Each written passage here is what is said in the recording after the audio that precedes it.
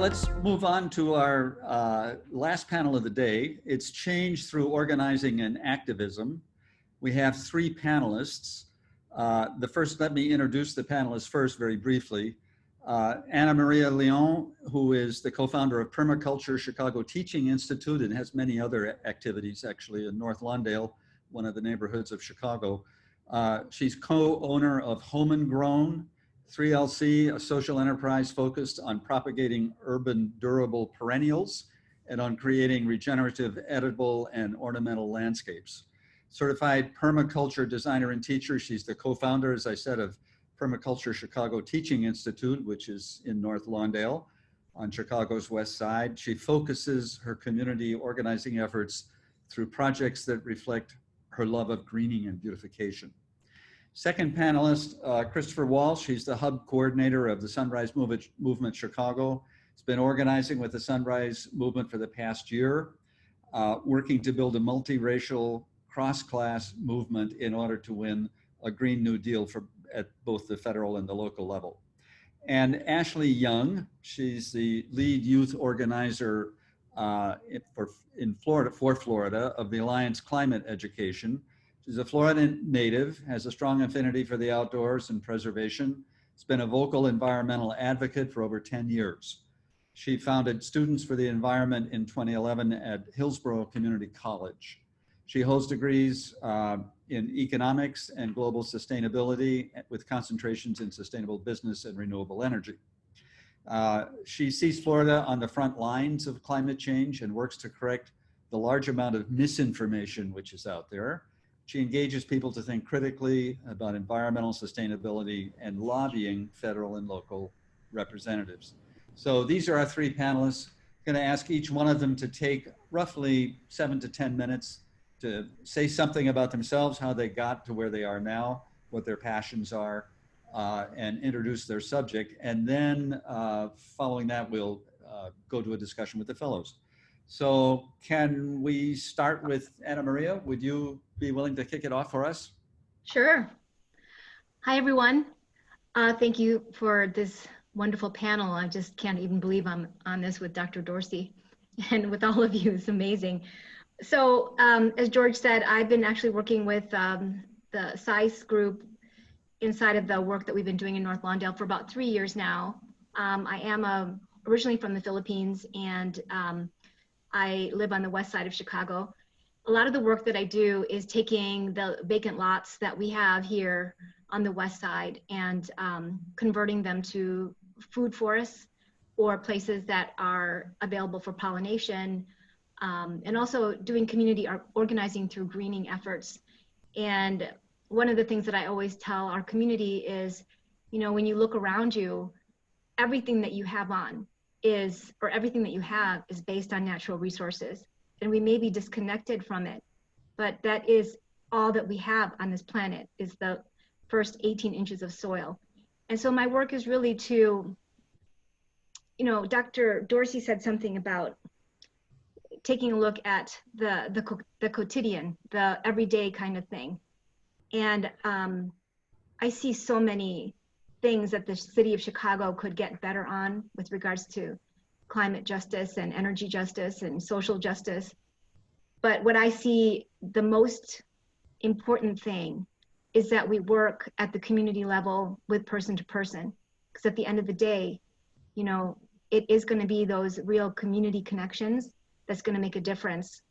And I don't even think I shared this with George or with Thomas, but I also am the vice president of a not-for-profit called Sustainable Sharing with Guatemala. And I was just in Guatemala for 3 months, or 3 months ago, I was there. And the reason why we choose to work with the indigenous people of Guatemala is because for us, it's like the canary in the coal mine. The economics of Guatemala, their food production is very connected to what we use and eat here in the United States. And so how it goes over there is how it's going to go over here. And one of the things that we're seeing now is that the effects of climate change, the time is no longer in years. The time is now weeks, now even days with regards to COVID. Everything is leveling out. And I noticed that some of those questions are in this in the chat. We can talk a little bit more about that. But what I'm seeing is that the markets that they're creating, they're interactive markets from village to village. The indigenous knowledge that's coming back on what crops do you eat, what seeds can you take, how do you harvest water at the local level, you know, how do you get to the least intrusive energy for your home. Those are all coming to fruition, and we're learning a lot from them, and that's what we're bringing to our communities here in Chicago. So that's the work that I do. Fantastic. Wonderful summary. Thank you, Annamaria. And let's see, shall we go to Chris? Would you like to take a few minutes to talk about yourself and your work? Yes. Okay. Hello, everyone. I'm Chris. How do I start? All right. I'm the Sunrise Movement Chicago Hub Coordinator, but like, I don't know. This is all wild. Who am I? I'm just a software engineer, okay? And then I graduated, and then a year ago, I watched AOC. AOC is like a congresswoman over here in New York, and she's amazing. And I watched a documentary, and I decided I need to do more and get into politics. So I'm like 1 year new. I never voted in my life. I'm just a normal person. Bad.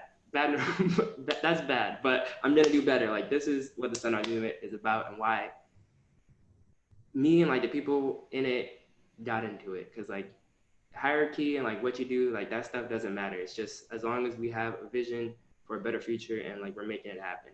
So I think that's like super important. It's crazy being on this panel. Like, I do something when I don't know what I do, but this is on the ground work. So man, I just feel like I was listening to the other call because there was the panel before this about data, and someone brought up a great question with like white supremacy, and I just think that's so important and like needs to be talked about more. And it's like we need to fight the root of the problem here, and like that, so much of it goes back to that. And we need to talk about it, because like, even I've only been organizing for a year. I don't know what I know, but this is so, my hub is like 90% white, and this is environmental movements. This is everyone I organize with. It's just how it is, and we can do better, and we just need to start thinking and like making it happen and actually doing better.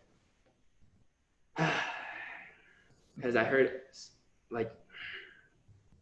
someone bring up how white allies need to like leave their bubble because the climate crisis is already affecting people now, and like that's so true, and we can say it, but we need to start taking action. And no one knows the right answer, but that doesn't mean we should just keep talking about it. We need to like start taking action and just seeing what happens, because there's no right answer. No one knows how to tackle this huge problem that's the whole history of America. We just have to start doing it. So I just want to stress that a lot again. And I see so much great questions in the chat, like about COVID and how this affects, and like this all goes hand in hand once again, because marginalized communities, once again, are just getting hit the hardest. And it's all connected. It's all connected. Climate crisis is gonna be the same thing, and we have to start acting now. I don't care about 2030 or some long year plans when people on the ground are being hurt now, and it makes no sense it just feels ridiculous to make these long plans when we can take action now. Everything doesn't have to be political and in the system and wait for November for my vote. We have to start caring about each other and making real change, or this is just pointless. So I just think that's super important. But this is all about data and like transparency and stuff. And I remember one of the questions also was like how to get the data to like people in society and make it like readable for me, who is not in data, and like I don't know all this stuff everyone's talking about. And I just feel like I feel like the answer to that needs to be like graphics and things we can share on social media, because if I'm not in data, I don't even know where you guys post your data things. Like, I don't know if I can't get the information through like a graphic on social media, then I don't know how. It's the times, we gotta move it. And I know someone brought up like there's no incentive to, and the system might even ding you for it, but we can't just think in the systems. This is white supremacy, literally. Like, if we just think about what's gonna benefit us in the system, we're gonna get nowhere. We need to think about what's actually gonna make change for the better. And if that means you have to turn all this data into graphics and arts, then we gotta do it if it's gonna get people up to speed on what we're gonna do. So just all these little things add up, like to just do better. So I don't know, Sunrise Movement, we just out here trying to do better for everyone, I hope. That's all, I guess. That's great. Chris, thank you so much. What a wonderful statement. And we'll have time for questions, of course, and lots more discussion about this. Ashley, how about telling us a little bit about you, how you got to where you are, and whatever else you'd like to share? Thanks. I'm a very visual person, so I've put together some slides to help me along, talking through change through organizing activism, especially for the Alliance for Climate Education. And I just want to say how honored I am. Just 2 years ago, I was a fellow on your side, visiting Chicago for the first time. I'm in Tampa, Florida now, and this year's so hard. So I feel for all of you having to do this digitally, but I hope that you'll take advantage of the opportunity to visit Chicago and another cohort of SISE. So I'm so happy to be presenting to the best nerds on earth and talking about ACE, which is my new favorite organization. We refer to them as ACE. It's the Alliance for Climate Education. We're a national nonprofit organization, 501c3 only, which means we don't actually lobby, and we don't endorse political parties or particular politicians, but we can bring together candidates and on equal levels demand greater action. We can also talk about some things that we're unhappy with in the current Trump administration. So ACE started in 2008, and over the last 12 years, they've expanded and contracted, going from in-person to digitally across the United States, with the teams spanning from 8 to 30 people, so always kind of being small. And we expanded into Florida with on-the-ground organizers just in 2019 in December, when I was hired. And here is our full team last September, and then below is the Florida team in February. Our mission is to educate young people on the science of climate change and empower them to take action. And when we say young people, we typically mean high school students, but we also engage with middle schoolers and some kind of early transfers into college. So ACE does this through 2 programs, primarily our education program, which we host on a website called ourclimateourfuture.org. And we also bring this multimedia dynamic interactive climate education resources into schools. That was our goal this December. This is me in February at a middle school here in Tampa, Florida. And of course, just as we were connecting all those relationships and setting appointments to visit the schools, everything was shut down after spring break. So we're kind of on hiatus now, but we did some virtual assemblies as well and are continuing to push education in Florida. Our other program is the Action Program, also called our Leadership Program, where we've empowered over 300,000 youth to take action through signing up after an assembly to do one thing or to get involved in some other way. And then also our Action Fellowship, which is fewer that will meet weekly and dive into further education and also take on action steps. So why youth? Why civic engagement? We believe that if more climate-informed young people become civically engaged, especially those most at risk from the impacts of climate change and fossil fuel development, that means the frontline communities, and those most often underrepresented in the political process, then the US will elect leaders who prioritize climate action at all levels of government, not just the presidency, all of our levels. So the goals of an Action Fellowship is to give fellows skills, confidence, and knowledge to be lifelong climate leaders. And so that's what we've done this year. And I'll give you the numbers on how many students in a minute. This year, we were focused on an action project related to voter registration, being 2020 such an important election year.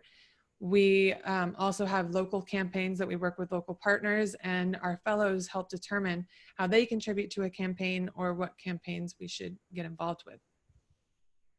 And this is a 30-second video I thought I'd share. Hopefully the sound comes through.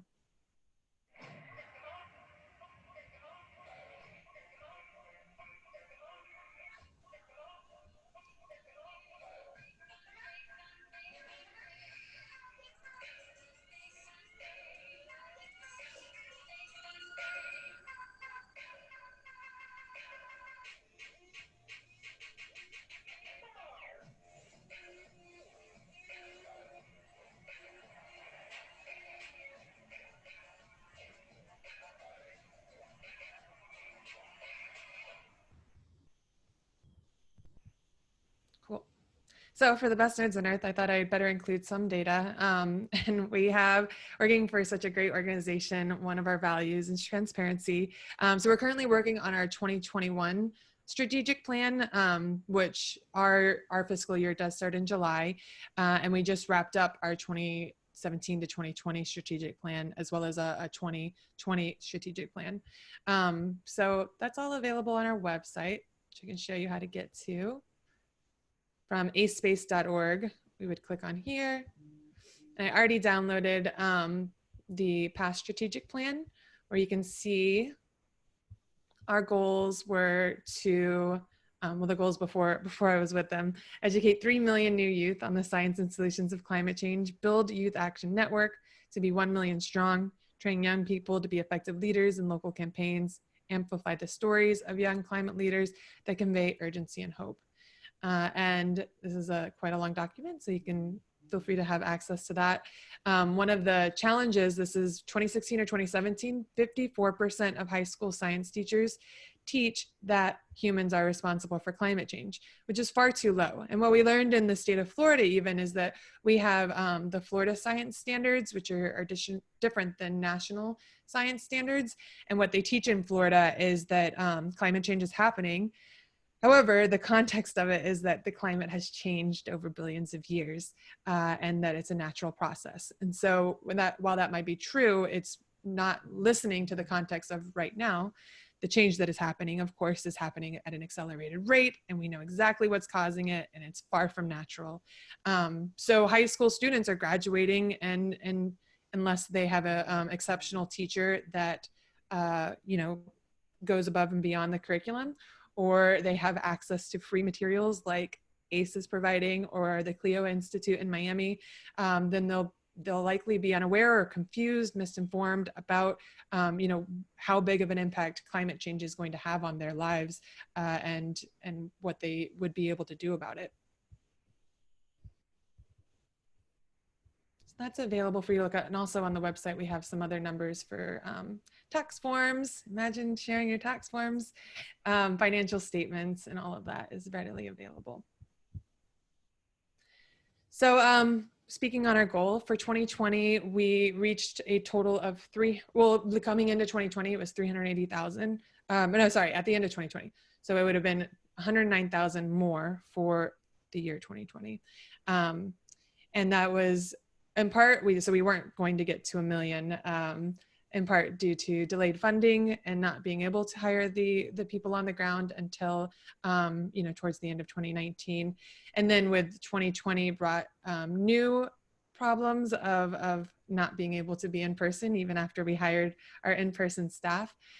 So we shifted to virtual fellowships and virtual assemblies, and still grew by the numbers you see here. And this was our class of 2020 for the ACE Action Fellowship. These students met weekly and learned a lot more about climate change, climate justice, and took various in-person actions. We had 4 fellowships in Florida, 2 in North Carolina, 2 in Wisconsin, and we are set to start fellowships in North Carolina, Pennsylvania, or another one in North Carolina, 1 in Pennsylvania, and 1 in Ohio. 91 fellows total. And that's kind of the breakdown there. North Carolina had, we did have organizers on the ground, so we had a fellowship last year, and 11 students returned to help lead the new fellows. And fellows get involved in various projects, including climate strikes, Instagram takeovers, youth takes, which we show on our Instagram, and kind of has a compilation of young people, speaking out on current events. They testify at hearings, they pull together webinars and film screenings. Next week, we have a panel that I'd love to invite you to. It's next Thursday at 7 p.m. Eastern time. And I'm gonna drop the link in the chat in just a moment. Vic Barrett was a fellow and is now one of my colleagues and a fellow organizer in Wisconsin. And he will be leading this panel to talk about on the front lines how Black Lives Matter and climate justice intersect, and to highlight some of these amazing leaders who are are working on this currently, and not just, as Chris was saying, not just waiting for November. There's a lot of work that we need to do day to day. And for all of you to get involved, one thing you do is text DOT, which stands for Do One Thing, to 42108. You can follow us on Facebook, Instagram, or Twitter. If you do decide to text DOT, then you'll get a text back letting you know that you're entered into a $5,000 scholarship. If you're still a student, you would be eligible, a college student. And also asking you to choose one thing, which may be, less meat, have the talk, which is like talk about climate change. Typically we share this at the end of a 40-minute video, kind of detailing all of the aspects of climate change and how it's impacting people. But I thought I'd give you that opportunity. And there's also my email address. Thank you. Wonderful, thanks Ashley, and thanks to all of the panelists for their intros. Let's turn to questions. Quite a few have come through on chat. Gabe, I think you had an interesting question for Chris. Yeah, I mean, I think Ashley just began to touch on it there as well. So if other people want to jump into, that'd be great. But I think, yeah, the Sunrise Hub that I'm a part of is trying to think about how we can take the feelings and the vigor and the anger that people are expressing right now, and that more people are becoming aware of than ever before, I think, and use that. I don't like the word use. I feel like it's trying to shift it in the wrong direction, but I think join in on that and tie that to the modern environmental movement and kind of the way that Sunrise especially approaches the environmental movement. And I just wonder, or I'd love to hear how, Chris, you're working on that and working to do that with your hub, and if other people have insights as well to tie in, race and climate injustice as Dr. Dorsey was talking about, that'd be great. Yeah. Awesome. Yeah, I feel like I can't speak for your hub specifically, but like my hub has a lot of privilege. So I hope that we try to use that to make things more equal.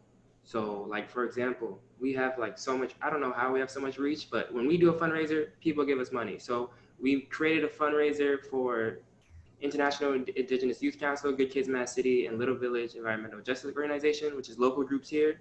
And we raised them like 13K and split it 3 ways. And that's for them, like nothing for us, just because it's privileged. I don't get it, but we're all white and we have the reach, so we get the money. So like stuff like that. And then showing up for all their actions, because like, even like it's not connect housing. We just showed up to a housing event. They know, the city know, the other organizations in the city know that we have like good display and banners. So the organizations hit us up to bring those banners and we show out. So like Friday, even this Friday, we're going to an Indigenous Solidarity event and we're bringing everything and we're telling our whole hub to show up. So just keep showing up to any event you can with your partners. And Black Lives Matter as well. We're not as connected with them as we wanted to be, but we're still showing up to every action that they let us know about. And then we hope to get properly connected with them because we need proper connections if we want this to be a movement and not just tokenizing and stuff like that. So yeah. Yeah, I'd echo what Chris is saying of like showing up to the other movements. I think like when I was younger, I'm 30 now, I thought I needed to pick a lane and, I ignored the intersectionality or I wasn't quite aware. So we do, and the violence that is portrayed in police violence is the same violence we're portraying in, climate injustice and allowing these communities to be traumatized by coal plants and coal burning, the whole process, the pipelines, and the fact that we're ignoring that communities are already being affected by extreme heat and so many aspects of climate injustice. So as we show up for Black Lives Matter, we are pushing against white nationalism and really furthering the cause for environmental justice as well. We say, and we're challenging ourselves at ACE to reflect it even more, that climate justice is racial justice, and that those two things go hand in hand in all the work that we do. Great comment, Ashley. Annamaria, any comment?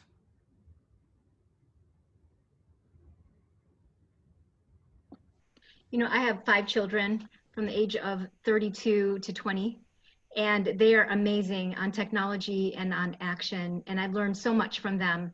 You know, most of the time I'm in the gardens. I'm in the, my political stance is to grow food. You know, it is one of the most politically charged acts that a person can take, is to grow your own food. And even though it seems a little small, it's, you know, that's, if we could take on 10% of these large ag corporations, it's a threat. So when our communities begin to grow their own food, have fruit nearby, it's also a political action. Yeah. Can I actually show something? Sure. George? Yeah, Absolutely. I wanna share some of the things that we've been able to do in North Lawndale.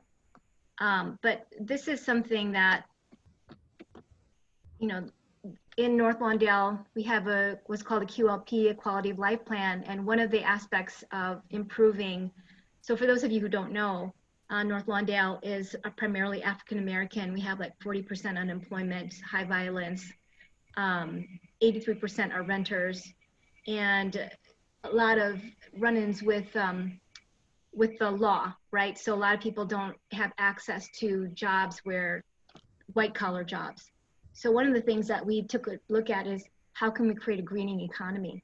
And so we have like beekeeping services that we train people in, and we also have urban agriculture and sustainable horticulture.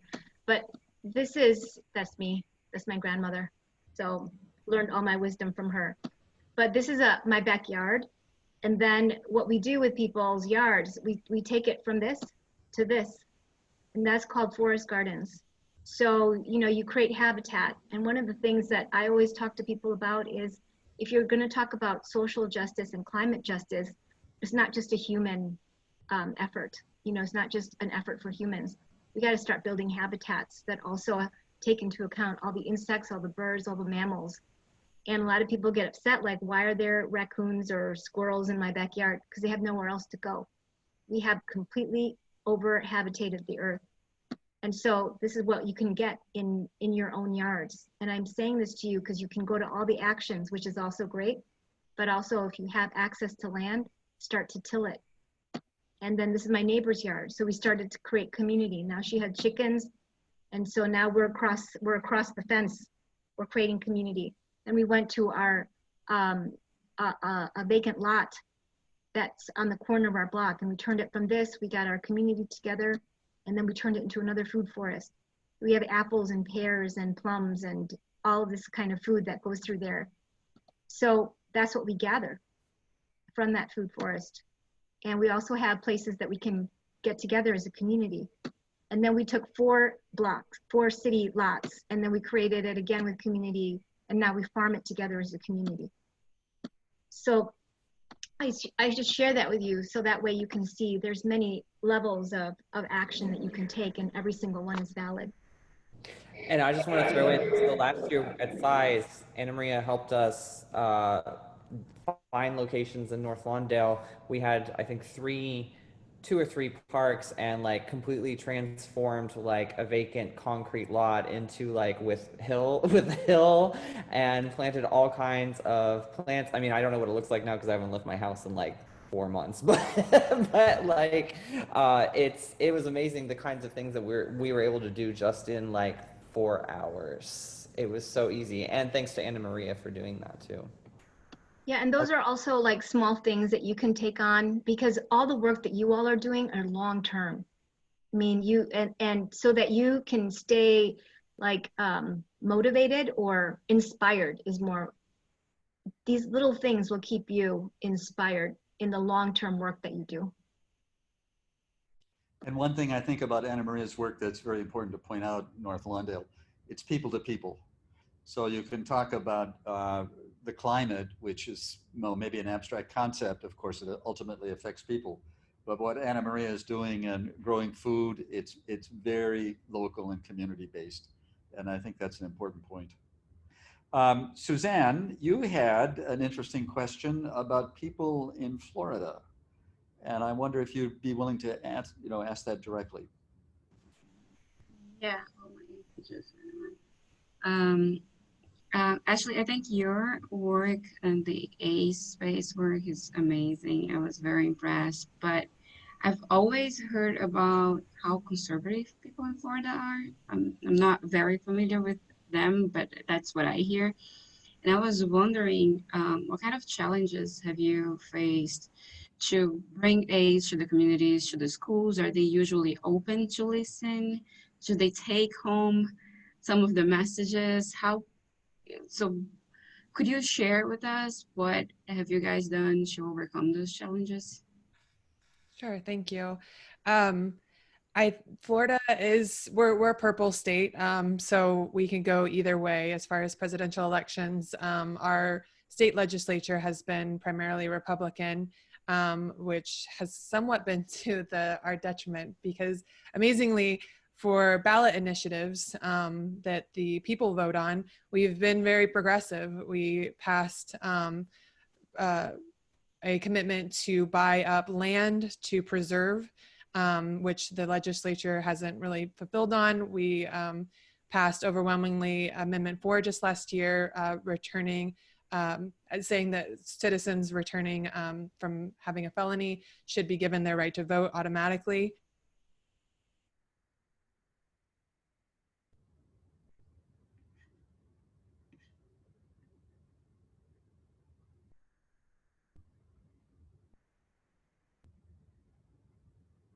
Ashley, we've lost you. Can you hear us? Hey, George, maybe should we ask a question of Annamaria? Would you like to ask one? Chris? Go ahead, Eric. Hey, Chris? Ashley put in the chat that there's a storm in Florida, which seems to be oh, and Gavin said that too, I think, maybe. Hey, Chris, so I was wondering when you said get involved, I don't know, did you hear my message? When I introduced Dr. Dorsey, I had mentioned that there are financial institutions that are picking winners already. Should we flip that? Do you think, should we flip that question? Is it time to start, for lack of a better word, picking our own winners? Because if some are gonna be protected and some are not, it just seems like it seems inhumane. And yet, do we flip it? I agree, but I think we can do better than just flipping it. We don't even have to follow their narrative at all. I don't see why there has to be winners or losers. I know it's hard to envision a world where we're all can make it and it's like equal, but that's the only goal I'm aiming for. So I hope that we can just figure out how to, with the hard politics of it all, just like making it work, because we can. We just have to imagine and use our imagination and stop just doing what we've been doing because it's easy. Great thoughts. I would like to turn it over, maybe Zev, you had a question related to Suzanne's about the backfire effect. Would you like to ask that one? Definitely.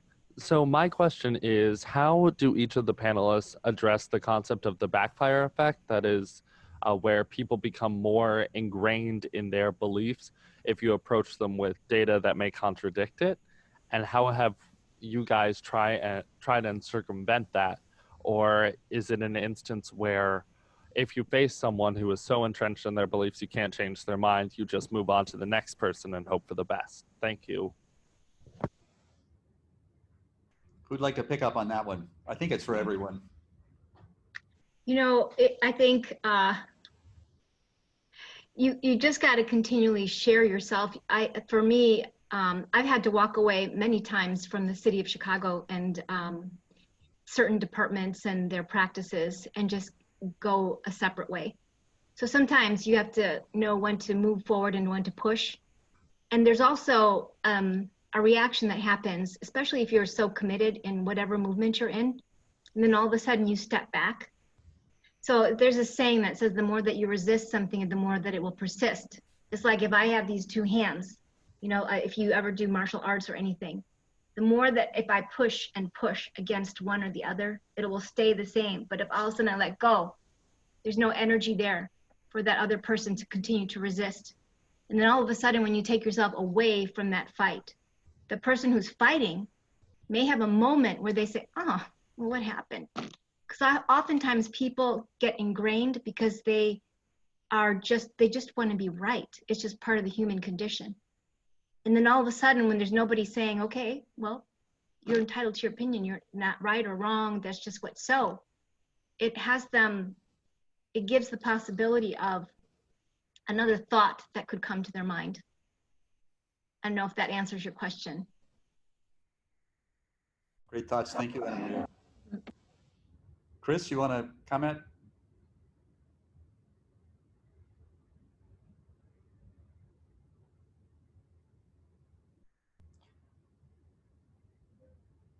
So let me move to the next. Actually, Nathaniel, you had a question for Annamaria about working on an organic farm and, in a sense, the payback from that.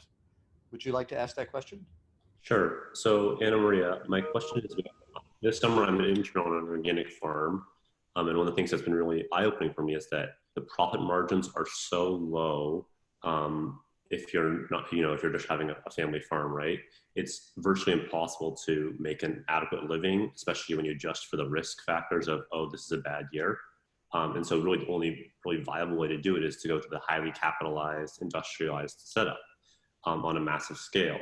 And I'm sort of wondering about whether urban forests, urban gardens are obviously really important for community building, but do you think they can be financially viable on their own, or whether there needs to be some more changes in the way we value food for that to be really possible? Definitely the way we value food needs to be expanded, but I think the conversation needs to be expanded that it's not about food, but the conversation of food as medicine, and that, that it costs more to take a pill at the end of the day than it just does to eat well. And yes, you do have to have somebody who's very savvy in terms of distribution, because it's never been about the lack of food grown in the world is always the distribution. So when you can impact those distribution points, and if it becomes more localized or regional, then I think that there's a possibility to have a profit in organic or industrialized farming. Right now, you almost can't talk about profits anymore. You gotta talk about all the other intrinsic elements that happen as a result of good health. We have to, I think that reframing the conversations from profit margins to, I was really struck by Dr. Dorsey and that question that was proposed by Eric, that there are people out there, Wall Street people or whoever, that are already gambling on who are they going to support and who are they going to let die. There has to be another conversation, a new conversation that we can all create together. And that's really about how do we have community as a planet, not just regional, but how as a human being, who do I need to be now from the other people on the planet? For sure. And I was just asking more about sure, from a self-sustainability standpoint, because farming is a 24/7 activity for the 6 months out of the year where you have a viable season, right? Mm-hmm. And it takes a lot of work. And if people who are working on these farms, they can't support themselves, right, then we have a bigger problem because these farms aren't going to be existing and for very long. If you look at the history of farming, it's never been only about growing food. It's all about community. You are an artist. You are somebody who cares for the other people's children in the neighborhood. You are a carpenter. You are a multi-dimensional human being. So it's not just about growing food. And so, yeah, you still need to be able to make an income, but how do you reduce costs in your life so that you don't have to be a slave to your salary? Do you know what I'm saying? So you have to take a look at other things as well if you want to live a good life. Like my husband and I, we live on $50,000 a year. Last year, I made $3,900 off of my own. And we have a house in the city and we have a house in the country. And it doesn't actually take much. We just gotta, I know there was a question in here about COVID. The great thing about COVID it has become a great equalizer. And it also has people begin to see, what do you really need? I mean, I look through my closet right now, I don't need half the clothes I need anymore. And then because we have this technology, I don't have to worry about parking or flying back and forth anymore. So there's all these different possibilities now available. So to answer your question about organic farming, if you could create it as a inside of another package of living a good life, and what else you could create from that, you know, there's also time banking. There's integrated markets where you have farmers, some farmers only grow certain things and other farmers only grow other things. It's such a long conversation, Nathaniel, but yeah, I get it, because my daughter's also a farmer. Yeah. Jeroen, I think you had a very interesting comment on chat for Annamaria. Do you want to share that? Yeah, hi. Well, I really resonated with what you said about nutrition and how we've kind of lost the connection with food.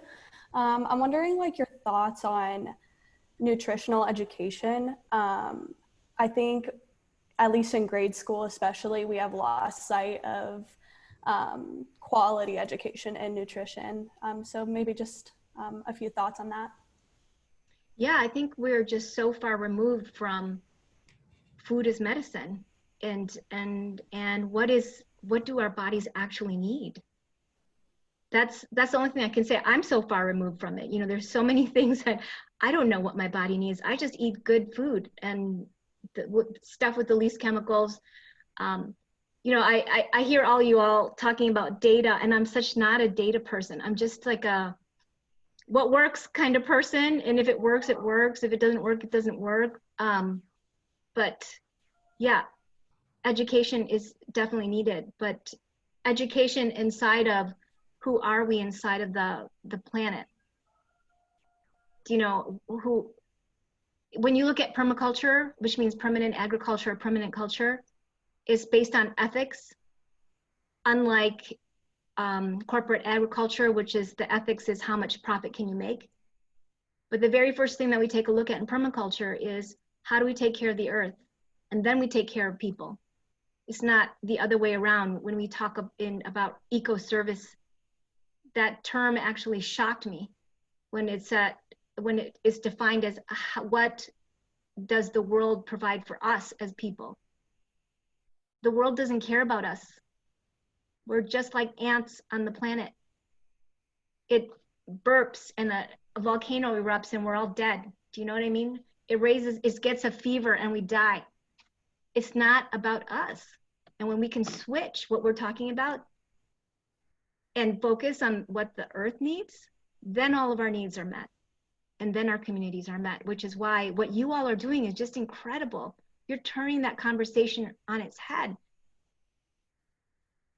I'm just in amazement of all of you. Great thoughts. Just to add a little bit to it, we were talking on the first day, Monday, with Stephen Chu about redefining what wealth means. And he was making the point that we usually define it in terms of GDP, which you can measure very precisely, and it has to do with money. Mm-hmm. And I think, Annamaria, what you're talking about is much more multidimensional than that. Stephen even made the comment, where is happiness in all of this GDP talk? And I think that would resonate very strongly with your thoughts as well. Oh, absolutely. That's Bhutan. They base their economy on GDH, gross domestic happiness. So they have 10 points. I met Dr. Timma, who's over at the Maharishi Institute in Iowa. And he was their architect for their organic farming. You guys should look him up. It's amazing. Wonderful. I guess I really appreciate those thoughts. Could I like sure push you a little bit more on that? Yeah, absolutely. I think that for me, I think that those are some really like real and deep thoughts, and definitely like important to be keeping it in mind and at the forefront of our work. But I also think that in going down that type of path, I think that like, at least I feel I begin to like lose sight that really that like the climate crisis is about people, and it is about the there is this larger, like there's this, the planet will go on without us, but that the climate crisis is about, impacting people. And I think that one of the things that Sunrise has taught me is that like the kind of idea of the environmental movement being to like save the polar bears. And I don't think that's what you're saying here. I don't want to, conflate those two things, but being about the world and saving the world is incorrect. And so I'm just interested how you combine in both saying, this is about something larger than us, and that we have to keep our perspective, and that really we are not the most important thing in this world, right? And we have to keep our perspective in this world, while also saying that climate change is impacting people's lives right now, right? And that is why we need to be doing this work. I didn't really ask a question there, I guess, but if you have thoughts on that, I'd love to hear that. Yeah, anyone want to pick up on that comment? Panelist or fellow? Gabe, I definitely agree. That when I came into environmental space, I was really attracted to building trails and building a food forest and replacing water fountains.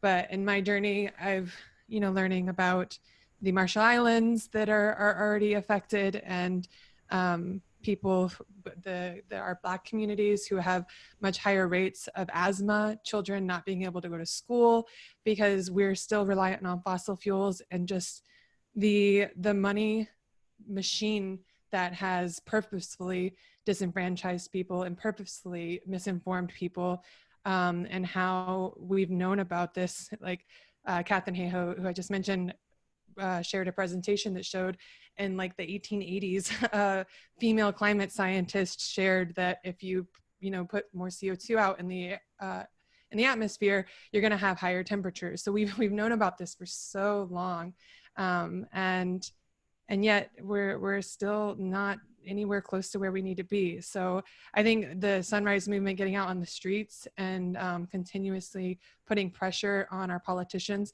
because we should be planting, and I have chickens, and compost, and those things feel good and improve our lives. It's so important, because there's so much to bring us down right now, but also we have to kind of set aside our privilege and really get engaged with the political process, not wait until we're in our 50s to start waking up to these things. I think those of us in our 20s who maybe have a little more flexibility in choosing our career paths, and can do an internship and hopefully choose a company that has the right values. I think these bigger ideas and bigger decisions are crucial, and saying that we won't accept how poorly we've reflected on this in the past. We have to address this issue in leaps and bounds, because it's affecting people now, and it's been affecting people for decades, and it's not fair. It's not right. Unacceptable. Great comment, Ashley. Chris, anyone or fellow we have about 10 minutes left. And do you want to pick up on this discussion? I'd like to say something. It's very complex, right? If you look at everything around us, like our bodies, for example, are a microcosm of what's going on in the macro. So everything that we do is a reflection of not only on a micro, but on a macro level. If you look at every society that disappeared, the thing that had them have to move, now they're finding out that the Anasazi had to leave because there was no more water, right? There was a drought. But every major society that came and left is because they ate up their natural resources. And so we have to, when I say we have to take a look at all our actions that we have, and it's very difficult. It's not a simple solution. because I still go to the grocery store. I use plastic. I can't avoid styrofoam. You know, it's like, what do we do? So when it's not a simple answer that we have here. But when we continually look at what we can do on an individual basis and be inspired to do more for another person, I think that we're going to find that the issues that we have aren't as insurmountable as we think they are. If I'm going to live my life for myself, then things seem insurmountable. But if I live my life for Ashley or for Jeroen or for George or for Zev, if my life is about you all having what you want in your life, then solutions become easier. I don't even know why I said that. Great comment. George, can I come in here? That was beautiful. That was beautiful. Yeah. I think you're going to get a lot of agreement with that That statement. was beautiful. Yeah. Yeah, George, can I come in here? Of course. So this question is for Ashley, and it's just something I've heard people say and something I've thought about. And since you have a very, you have good experience in pushing for sustainable new stuff. I mean, you talked about organic farming and all those things. It's not something you hear every day. Now, how do you feel when you see other people doing the opposite of what you're doing? For example, someone is a campaigner for e-vehicles, and the person travels to a country where everybody is just, blaring their horn and using gas, fossil fuel machines and all that. You're talking about farming in a sustainable way, and people are basically chopping off trees in a particular region and doing their thing. You're talking about trying to reduce the production or use of plastics, and Coca-Cola keeps producing plastics, Pepsi keeps producing plastics, and so on and so forth. I mean, we heard about data where in China and Russia or another country are building coal plants, and that's supposed to be like almost 80 to 95% of the current capacity in the US. So while we're here in the US trying to drive down all these things, some other set of people are building the thing we're even trying to reduce, So that's just a broad overview. But down to you, what motivates you to continue in the midst of all these situations when everybody's doing like more like making the situation worse, for example? And what motivates you to continue? Do you see your actions as you having a better life, and that is the best gain you can get if that's what you end up getting? Or do you still care for the world and care for everybody around you while people are still doing the opposite, and that's why you keep doing what you're doing? I mean, what drives you in the face of all this? Sure. I appreciate that. And just to add, I'm sorry, and this is just the funny thing you see with protests, for example. Some people come and say they're protesting for something. The next minute, you see people with the opposite, mindset start their own counter protest, and people are still protesting. So just in a sustainable argument, yeah, that's all. Sure. That reminds me of 4 things. So thank you for the question. First, as my answer completely leaves my mind, but first, for my motivation, I mean, you have to keep in mind you can do what you can do. So if you look at yourself and this work is really depressing me, and I can't, the most I can do is make sure I cast my vote in November. That's valid. Or staying aware of the issues. Take a break. Take some mental health, and I fully endorse that. For me, I find that I have some skills in organizing people and motivating people and recognizing where they can, fill into movements. So I feel motivated to use those skills. I've always been an empathetic person, and I do find that this will be a lifelong career and mission for me. then you also asked about how do I kind of think about the others. So, you know, I can't control China. I can't control Russia. I can ask my representatives to recognize and do better. And when I think about organizations such as Pepsi, you know, boycotting or staying aware, sharing information, you know, that's the most I can do. So that's what I do. I wouldn't work for those organizations, and I try, you know, not to buy their products. And then when I speak with individuals, you know, I try to have a lot of empathy in those who have been misinformed. I actually attended quite a few young Republican meetings here in Tampa to better understand, you know, where they're coming from and what their ideas are. And, you know, when you talk to people on an individual basis, it's not the evil other person, you know, people are people all around. And when you talk to them, you know, you can find common ground of that they care about different things that are, you know, some similar things. They care about children not being able to attend school. And yeah, so I try to think about the incentives that drive them, pulling on the economics degree, or where we can find common ground to invest together.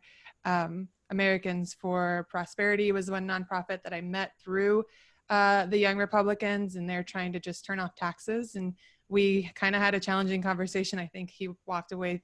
He promised me lunch, or like to go to lunch and talk more, but then he avoided that. So I think I might have given him a little too much to think about in our brief conversation. But yeah, you just kind of got to persist as much as your mental health will allow.